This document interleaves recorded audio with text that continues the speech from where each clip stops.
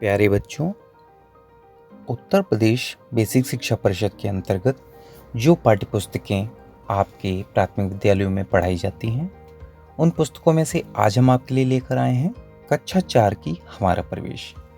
तो आइए बच्चों, इस पाठ्यपुस्तक के प्रथम अध्याय से प्रारंभ करते हैं। तो प्रथम अध्याय है हमारी पहचान हमारा परिवार। तो जैसा कि आप इस पाठ में देख सकते हैं कि यहाँ पर 2 चित्र दे रखे हैं, चित्र संख्या 1 और चित्र संख्या 2। चित्र संख्या 1 में परिवार के कुछ सदस्य आपके सामने दिखाई दे रहे हैं। उनमें से जो चारपाई पे बैठे हुए सदस्य हैं, उनमें से बुजुर्ग दंपति और उन बुजुर्ग दंपति जो कि दादा दादी हैं, उनके साथ उनके पोते पोतियां हैं। ठीक उनके पीछे जो लोग खड़े हुए दिखाई दे रहे हैं, उनमें से जो बुजुर्ग माता पिता हैं, उनके बेटे और बहुएं हैं। तो यहाँ पर एक साथ परिवार में कई सदस्य आपको दिखाई दे रहे हैं। यह परिवार संयुक्त परिवार का उदाहरण है। ठीक है बच्चों, तो आइए चित्र संख्या 2 की तरफ हम देखते हैं।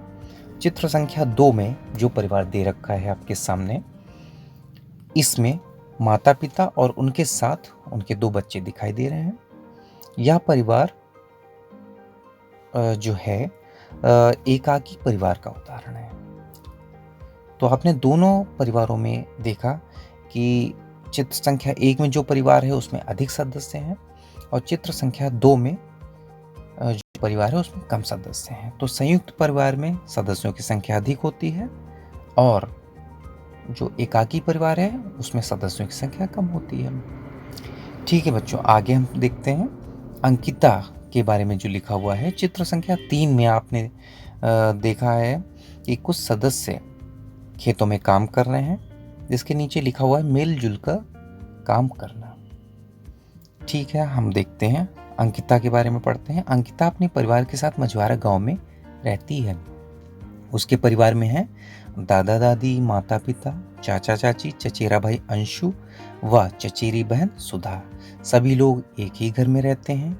घर के कामों को सभी लोग मिलजुल कर करते हैं। चाची सुबह शाम घर के बच्चों को पढ़ाती हैं। अंकिता के पापा किसान हैं। वे रसोई में भी हाथ बटाते हैं। उनके हाथ का खाना सभी को बहुत पसंद आता है। जब भी मौका मिलता है अपने घर से समय निकाल कर वह परिवार के लिए खाना बनाते हैं। सभी लोग रात का खाना साथ साथ खाते हैं। बच्चे मिलकर घर की साफ सफाई में मदद करते हैं। अंकिता अपने मन की सारी बातें दादाजी को बताती है। दादा दादी बच्चों को कहानियां व परिवार के पुराने किस्से सुनाते हैं। सभी लोग मिलकर त्योहार मनाते हैं। जन्मदिन, विवाह या अन्य अवसरों पर रिश्तेदारों के घर भी जाते हैं। दादी की बात मानकर इस बार खेत में बाजरा भी बोया गया। बाजरे की फसल बहुत अच्छी हुई। तो बच्चों, आपने देखा कि यहाँ पर जो बात हो रही थी अंकिता के परिवार की हो रही थी।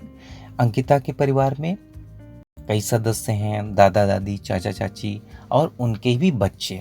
तो अंकिता का परिवार कैसा परिवार है? संयुक्त परिवार है। और परिवार में आप लोग रहते हैं तो ये भी देखते होंगे कि जो बड़े बुजुर्ग हैं किस तरीके से आपको आपके कामों में मदद करते हैं, आपको कहानियाँ सुनाते हैं।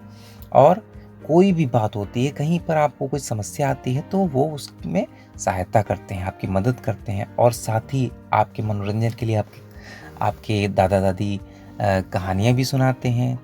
और आपके यहाँ जो त्यौहार मनाए जाते हैं उनमें सब एक साथ मिलकर उस त्यौहार का आनंद लेते हैं। तो ठीक है बच्चों, आगे हम इस पार्ट में देखते हैं सायरा और निगार। सायरा और निगार अपने अम्मी अब्बू के साथ हरियाणा गांव में रहती हैं। सायरा की माँ शिक्षिका हैं और अब्बू की कपड़े की दुकान है। दोनों प्रतिदिन स्कूल जाती हैं। पढ़ाई करके शाम को दोनों बाहर खेलने जाती हैं। खेलते समय सायरा निगार का पूरा ध्यान रखती है। तो बच्चों, आप लोग भी यही देखते होंगे कि आपके परिवार में जो बड़े भाई बहन हैं आप लोगों के, वो आपका ध्यान रखते हैं।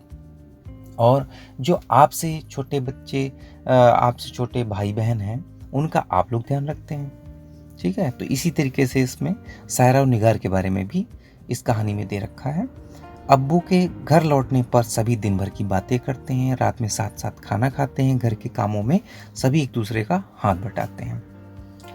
जो इस पार्ट में दिया गया है बिल्कुल ऐसा ही आप लोगों के साथ भी होता होगा, तो आप लोग इस चीज़ को समझ सकते हैं। ठीक है बच्चों, तो चलिए आगे हम देखते हैं इस पार्ट में तरह तरह के परिवार। पिछले प्रश्न में हमने देखा कि अंकिता के परिवार के बारे में कुछ बात हुई और सायरा के परिवार के बारे में बात हुई। तो बच्चों आप बता सकते हैं कि अंकिता का परिवार कैसा परिवार है? यहाँ पे लिखा है अंकिता के परिवार में उसके दादा दादी, चाचा चाची और उनके बच्चे सभी एक साथ एक ही घर में रहते हैं। तो अंकिता का परिवार संयुक्त परिवार है। ठीक। सायरा के परिवार में केवल उसके अम्मी, अब्बू और उसकी बहन निगार है। सायरा का परिवार एकाकी परिवार है। ठीक है बच्चों, तो अब आप लोग समझ गए होंगे कि संयुक्त परिवार में दादा दादी, माता पिता, चाचा चाची, ताऊ ताई और उनके बच्चे एक साथ एक ही घर में रहते हैं। दूसरी तरफ जो एकाकी परिवार में माता पिता और उनके बच्चे होते हैं। ठीक है बच्चों, आपके पाठ्य पुस्तक में यहाँ नीचे एक सारणी दे रखी है जिसमें कि आप देख सकते हैं बिंदुवार। आप समझ सकते हैं कि संयुक्त परिवार और एकाकी परिवार क्या होता है। ठीक है, आगे हम अगले प्रश्न की ओर चलते हैं। हमारी पहचान हमारा परिवार। तो हम अंत में इस पार्ट में देखते हैं कि कुछ अच्छी बातें लिखी हैं, इसको ध्यान से पढ़ेंगे। हम सभी अपने अपने परिवार से जुड़े हुए हैं। परिवार में रहकर हमारी ज़रूरतें पूरी होती हैं। सभी एक दूसरे से स्नेह करते हैं, परेशानी के समय एक दूसरे की सहायता करते हैं। परिवार के लोग हर प्रकार से हमारी सुरक्षा करते हैं। परिवार के लोगों से हम सीखते हैं, एक दूसरे की सलाह से काम करते हैं, मिलजुल कर घर के काम निपटाते हैं, त्यौहार मनाते हैं। परिवार से हमें पहचान मिलती है। हमारे परिवार की तरह आसपास कई परिवार होते हैं। इन्हीं परिवारों से मिलकर हमारा समाज बनता है। तो देखा बच्चों कि यहाँ पे कितनी अच्छी बातें लिखी थी कि परिवार में आप लोग रहते हैं तो एक दूसरे के साथ स्नेह होता है और मिलजुल कर सारे काम करते हैं, मिलजुल कर त्यौहार मनाते हैं, एक दूसरे की सहायता करते हैं और बड़े लोग छोटे बच्चों की सुरक्षा करते हैं। ठीक है, तो आइए आगे हम देखते हैं कि एक सारणी आपके सामने और दे रखी है। इसमें बिंदुवार कुछ ऐसे तथ्य दे रखे हैं जिनको हमें, कुछ बातें हैं अच्छी बातें जिनको हमें मानना है और कुछ बातें ऐसी हैं जिनको हमें नहीं करना है। ठीक है, तो देखते हैं क्या है। परिवार में हमें यह करना चाहिए, क्या करना चाहिए ध्यान दीजिए। एक दूसरे का आदर करना, सभी की बातें सुनना व समझना, किसी के बीमार होने पर उसकी देखभाल, एक दूसरे के साथ विनम्रता का व्यवहार, परिवार के लोगों के कामों में सहयोग। और बच्चों इसके ठीक नीचे आप 3 रिक्त लाइनें भी देख रहे होंगे। इन लाइनों में आप अपनी तरफ से कुछ आपके दिमाग में कोई विचार आता है कि क्या कार्य हमें परिवार में रह के करना चाहिए, वो आप इसमें अपना बता सकते हैं। ठीक है, चर्चा कर सकते हैं, घर परिवार में बैठ के चर्चा कर सकते हैं, अपने परिवार में बैठ के चर्चा कर सकते हैं, बड़ों से आप पूछ सकते हैं। ठीक है बच्चों, ठीक है। अब हम ये देखेंगे कि परिवार में हमें यह नहीं करना चाहिए। क्या नहीं करना चाहिए वो भी आप देखिए, बिना बताए कहीं चले जाना। ध्यान रखिए, बड़ों से हमेशा आप लोग पूछ के ही बाहर जाएंगे। नंबर 2 बिंदु दे रखा है, इधर उधर सामान बिखराना, बुजुर्गों की जरूरतों का ध्यान न रखना, घर के कामों में सहयोग न करना, जो लोग देख सुन नहीं सकते उनकी जरूरतों का ध्यान न रखना। तो ये जो बिंदु हैं ये आप लोग नहीं करेंगे। अगर कोई बच्चा ऐसा करता है तो उसको आप लोग समझाएंगे कि ये चीज़ें गलत हैं, आपको परिवार में रह के क्या करना है क्या नहीं करना आप लोग बेहतर ढंग से समझ चुके होंगे। इसमें भी 2 रिक्त लाइनें दे रखी हैं, इनमें भी आप लोग यही करेंगे कि अपने परिवार में चर्चा करेंगे और इसको समझने का प्रयास करेंगे कि और भी चीज़ें कौन सी हो सकती हैं जो आप लोगों को नहीं करनी है। ठीक है बच्चों, चलिए आगे हम देखते हैं परिवार। ये जो परिवार के बारे में इस पाठ में बताया गया है, इस पाठ का अब समापन है। अब हम आगे की ओर देखेंगे। इस पाठ के अंत में कुछ अभ्यास कार्य आपके लिए हैं।